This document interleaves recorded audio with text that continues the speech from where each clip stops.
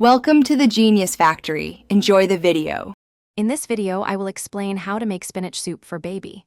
First, let's gather our simple ingredients. You'll need about 1 cup of fresh spinach, a small potato, and 2 to 3 tablespoons of breast milk or formula. This combination creates a nutritious and gentle meal. Always start with fresh, clean produce to ensure the best quality for your little one. It's a straightforward process.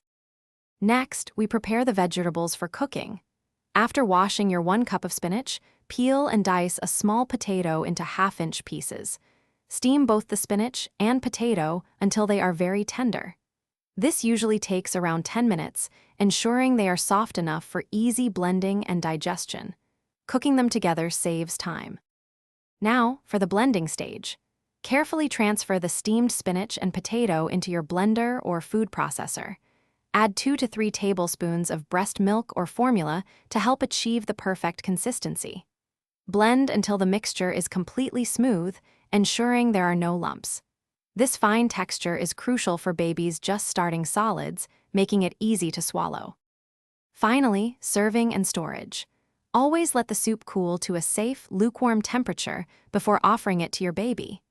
Any leftover soup can be stored in an airtight container in the refrigerator for up to 2 days. For longer storage, freeze individual portions for up to 1 month. This makes meal prep convenient and ensures fresh, healthy options are always available. Thanks for watching. If you found this helpful, don't forget to like and subscribe.